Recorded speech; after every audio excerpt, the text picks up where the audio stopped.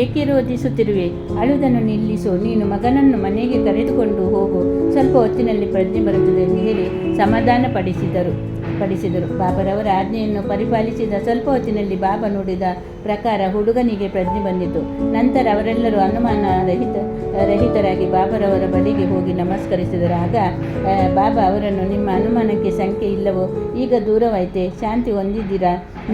ಶ್ರೀಹರಿಯ ದೃಢವಾದ ನಂಬಿಕೆ ಮತ್ತು ಅಚಲ ವಿಶ್ವಾಸ ಇಟ್ಟವರನ್ನು ನಾನು ಕಾಪಾಡುವನು ಎಂದರು. ನಂತರ ಪಿಳ್ಳೆಯವರು ಎಲ್ಲರಿಗೂ ಸಿಹಿ ತಿನ್ನಿಸಲು ಹಂಚಿದರು.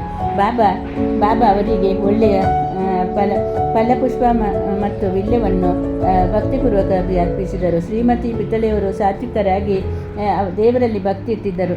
ಬಾಬಾ ಅವರನ್ನು ದಿಟ್ಟಿಸಿ ನೋಡಿ ಆನಂದ ಭಾಷವನ್ನು ಸುರಿಸುತ್ತಾ ಕಂಬಕ್ಕೆ ಒರಗಿಕೊಂಡು ಕುಳಿತಿದ್ದರು. ಇವರ ಅಪೂರ್ವ ಭಕ್ತಿ ಸ್ಥಳಗಳಿಗೆ ಬಾಬಾ ಮನಸೋತು ಪರಮಾತ್ಮನ ಹಾಗೆ ಸಂತರು ಸಹ ಆರಾಧಿಸುವ ಆಧೀನರಾದರು. ಕೆಲವು ದಿನಗಳ ನಂತರ ಪಿತ್ತಳೆಯವರು ಕುಟುಂಬ ಸಮೇತ ಶಿರಡಿ ಹಿಂದಿರುಗಿ ಮಸೀದಿಗೆ ಬಂದು ಬಾಬಾ ಅವರ ಅನುಮತಿ ಬೇಡಿದರು. ಅವರಿಗೆಲ್ಲರಿಗೂ ಊದಿಯನ್ನು ಕೊಟ್ಟು ಪಿತ್ತಳೆಯವರು ಹತ್ತಿರಕ್ಕೆ ಬಂದು, ಬಾಪು, ನಾನು ನಿನಗಾಗಲೇ 2 ರೂಪಾಯಿ ಕೊಟ್ಟಿರುತ್ತೇನೆ. ಈ 3 ರೂಪಾಯಿಗಳನ್ನು ತೆಗೆದುಕೊಂಡು ಇವುಗಳನ್ನು ಸಹ ಪ್ರತಿದಿನ ಪೂಜೆ ಮಾಡು ಹೋಗು. ಪರಮಾತ್ಮನು ನಿನಗೆ ಒಳ್ಳೆಯದನ್ನು ಮಾಡುತ್ತಾನೆ ಎಂದರು. ಪಿತ್ತಳೆ ಹಣವನ್ನು ಪ್ರಸಾದವಾಗಿ ಸ್ವೀಕರಿಸಿ ಬಾಬರವರ ಆಶೀರ್ವಾದವನ್ನು ಪಡೆದು ನಂತರ, ಬಾಬಾ, ನನಗಾಗಲೇ 2 ರೂಪಾಯಿ ಕೊಟ್ಟಿದ್ದೇನೆ ಎಂದು ಅದು ಹೇಗೆ? ಶಿರಡಿಗೆ ಬರುತ್ತಿರುವುದು ಇದೇ ಮೊದಲು. ಇದರ ಅರ್ಥವೇನೆಂದು ಯೋಚಿಸಿ ಮಗ್ನರಾದರು. ಬಾಬಾ ಅವರು ಸಹ ಸುಮ್ಮನಿದ್ದರು. ಪಿತ್ತಳೆಯವರು ಮುಂಬೈಗೆ ಬಂದು ಶಿರಡಿಯಲ್ಲಿ ನಡೆದುದನ್ನೆಲ್ಲ ತಾಯಿಗೆ ತಿಳಿಸಿದರು. ಬಾಬರವರ ಆಗಲೇ 2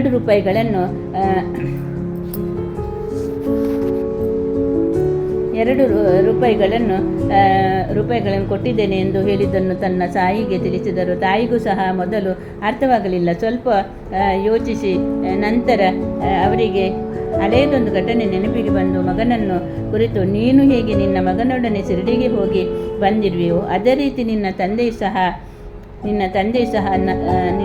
ನಿನ್ನನ್ನು ಅಕ್ಕಲ್ಕೋಟೆ ಮಹಾರಾಜರ ದರ್ಶನ ಪಡೆಯಲು ಹೋಗಿದ್ದರು. ಅವರು ನಿಮ್ಮ ತಂದೆಯವರಿಗೆ 2 ರೂಪಾಯಿಗಳನ್ನು ಕೊಟ್ಟು ಪೂಜಿಸಲು ಹೇಳಿದರು.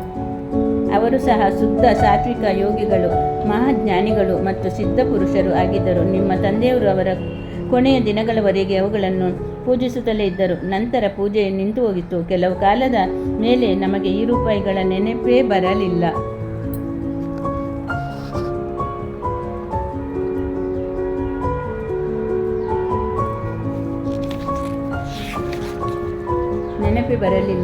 ಮಹಾರಾಜರೇ, ಬಾಬರವರ ರೂಪದಲ್ಲಿ ಅವತರಿಸಿ ನಿನ್ನ ಕರ್ತವ್ಯವನ್ನು ನಿನಗೆ ಜ್ಞಾಪಿಸುವಂತೆ ನೀನೇ ಅದೃಷ್ಟಶಾಲಿ. ಆದುದರಿಂದ ನಿನ್ನ ಮುಂದೆ ಇನ್ನು ನಿನ್ನ ಅನುಮಾನಗಳೆಲ್ಲವೂ ತ್ಯಜಿಸು. ಒಳ್ಳೆಯ ನಡತೆಯುಳ್ಳ ನಾವು ಕುಲದೇವರನ್ನು ಮತ್ತು ರೂಪಾಯಿಗಳನ್ನು ಪೂಜಿಸು. ನಡೆ ಸಂತರ ಆಶೀರ್ವಾದವೇ ಶ್ರೇಷ್ಠವೆಂದು ಬಗೆದು ಸರಿಯಾದ ಜ್ಞಾನ ಮಾರ್ಗವನ್ನು ಅವಲಂಬಿಸಿ ದಯಾಮಯರಾದ ಶ್ರೀ ಸಾಯಿ ಸಮರ್ಥರು ನಿನ್ನಲ್ಲಿ ಭಕ್ತಿಯನ್ನು ಪುನರುತ್ಸಾಹ ಮಾಡುತ್ತಾರೆ ಎಂದರು. ಮಾತೆಯ ನುಡಿಗಳನ್ನು ಕೇಳಿ ಪಿತ್ತಳೆಯವರು ಹರ್ಷಭರಿತರಾದರು. ಗೋಪಾಲರಾವ್ ಅಂಬೇಡ್ಕರ್ ಎಂಬುವರು ಬಾಬರವರ ಭಕ್ತರಾಗಿದ್ದರು. ಅವರು ಠಾಣಾ ಜಿಲ್ಲೆಯಲ್ಲಿ ಅಬಕಾರಿ ಇಲಾಖೆಯಲ್ಲಿ 10 ವರ್ಷ ಕೆಲಸ ಮಾಡಿ ನಂತರ ಜವಾಹರ್ಲಾಲ್ ನೌಕರಿಯಲ್ಲಿ ನಿವೃತ್ತರಾದರು. ಬೇರೆ ಕೆಲಸ ಹುಡುಕಿದರು. ವಿಫಲರಾಗಿ ಅನೇಕ ತೊಂದರೆಗಳು ಮೇಲಿಂದ ಮೇಲೆ ಉಂಟಾಗಿರುವುದರಿಂದ ಅವರು ಬಹಳ ದುಃಖದಿಂದ ಇದೇ ರೀತಿಯಿಂದ ಶಿರಡಿಗೆ ಪ್ರತಿ ವರ್ಷವೂ ಬಂದು ಬಾಬಾರವರಲ್ಲಿ ಮೊರೆಯಿಡುತ್ತಿದ್ದರು. 7 ವರ್ಷಗಳನ್ನು ಕಳೆದು 1916ರಲ್ಲಿ ಪರಿಸ್ಥಿತಿ ತೀರ ಹದಗೆಟ್ಟಿತು. ಅವರು ತಾಳ್ಮೆ ಮೀರಿ ಆತ್ಮಹತ್ಯೆ ಮಾಡಿಕೊಳ್ಳಲು ನಿರ್ಧರಿಸಿದರು. ಆದುದರಿಂದ ತಮ್ಮ ಪತ್ನಿಯೊಡನೆ ಶಿರಡಿಗೆ ಬಂದು ಅಲ್ಲಿ 2 ದಿನಗಳಲ್ಲಿ ಕಳೆದರು.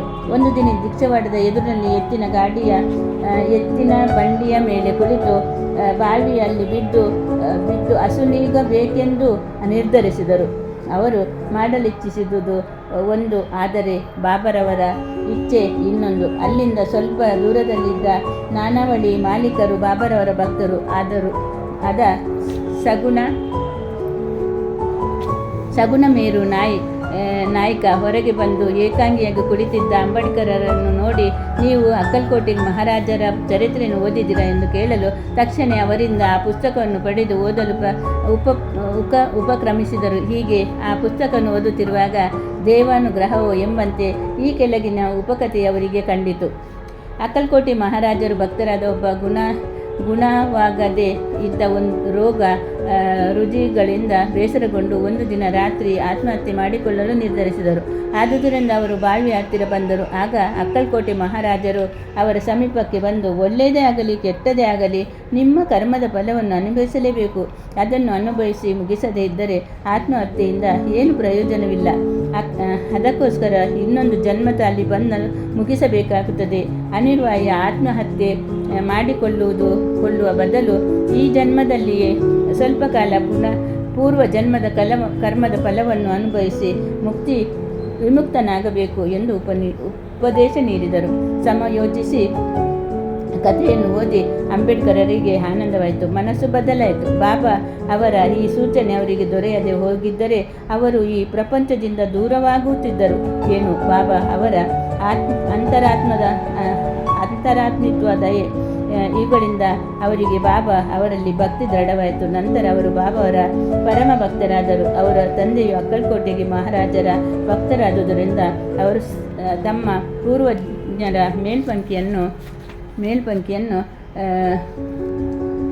ಅನುಸರಿಸಬೇಕೆಂಬುದು ಬಾಬಾ ಅವರ ಆಶಯವಾಗಿತ್ತು. ಅನಂತರ ಜ್ಯೋತಿಷ ಅಭ್ಯಾಸವನ್ನು ಮಾಡಿ ಅದರಲ್ಲಿ ಪಾಂಡಿತ್ಯ ಗಳಿಸಿ ಹಣವನ್ನು ಸಂಪಾದಿಸಿ ಮತ್ತು ಜೀವಿತದ ಕೊನೆಯ ದಿನಗಳವರೆಗೆ ಆನಂದದಿಂದ ಕಳೆದರು. ಶ್ರೀ ಸಾಯಿ ಪ್ರಣಾಮ. ಗುರು ಬ್ರಹ್ಮ ಗುರು ವಿಷ್ಣು ಗುರುದೇವೋ ಮಹೇಶ್ವರ ಗುರು ಸಾಕ್ಷಾತ್ ಪರಬ್ರಹ್ಮ ತಸ್ಮೈ ಶ್ರೀ ಗುರುವೇ ನಮಃ.